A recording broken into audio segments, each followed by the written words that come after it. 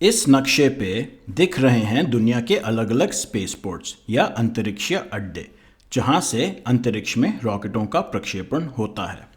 प्रक्षेपण स्थान का अक्षांश या लैटिट्यूड बहुत मायने रखता है।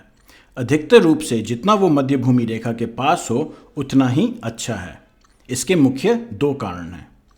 पहला है कि मध्य भूमि रेखा पे धरातल की गति अधिकतम होती है, तो इसका फायदा उठा के रॉकेट को अंतरिक्षीय कक्षा पहुंचने में कम ऊर्जा लगता है, यानी कम डेल्टा वी खर्च होता है।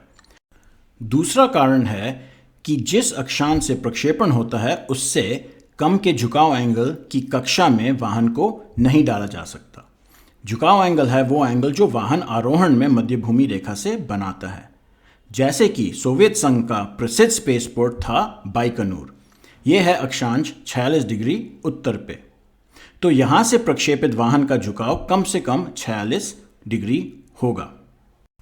अगर इससे कम चाहिए तो कक्षीय परिवर्तन करना पड़ेगा विमान का अंतरिक्ष में।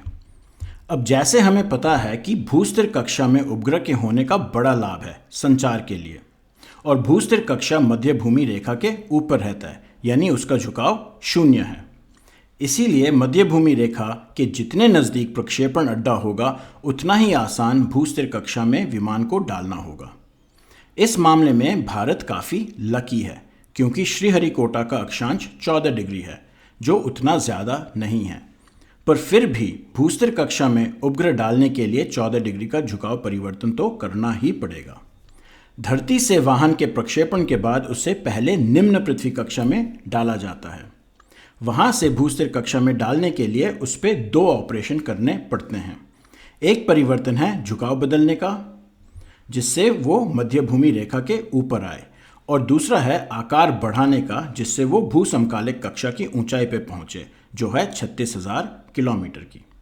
तो प्रश्न है कि कौन सा परिवर्तन पहले किया जाए, झुकाव का या आकार का?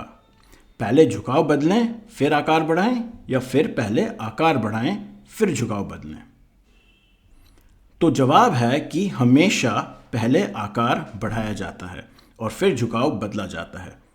कारण ये है कि वृत्ताकार कक्षा का झुकाव बदलने का समीकरण है delta V is equal to 2v sine theta by 2, जहाँ थीटा आपके झुकाव एंगल में परिवर्तन है। तो डेल्टा वी सीधे अनुपात में विमान गति v पे निर्भर है। बड़े आकार के वृत्त कक्षा में विमान की गति कम होती है, इसीलिए बाद में झुकाव बदलने से डेल्टा वी या ईंधन की बचत होगी। जैसे कि श्रीहरिकोटा से प्रक्षेपित वाहन का न्यूनतम झुकाव 14 डिग्री का है, जो श्रीहरिकोटा का अक्षांश है।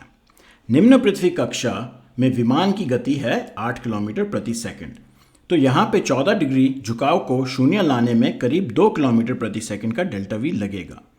भूसमकालिक कक्षा में विमान गति है 3 किलोमीटर प्रति सेकंड, तो यहाँ 14 डिग्री झुकाव बदलने में 0.7 किलोमीटर प्रति सेकंड का डेल्टा वी खर्च होगा, यानी कक्षा के आकार को पहले बढ़ाने से कुल 1.3 किलोमीटर प्रति सेकंड डेल्टा वी की ऊर्जा बचत होगी। और गहराई और विस्तार में जानने के लिए देखिए यूट्यूब चैनल इसरो करता क्या है, जहां आपको रॉकेटरी और अंतरिक्ष विज्ञान की खूब जानकारी मिलेगी। लिंक नीचे डिस्क्रिप्शन में मिल जाएगा। और please like share subscribe comment करें। बल बुद्धि विद्या देहु मोहि, हरु कलेश विकार। जय बजरंग बली।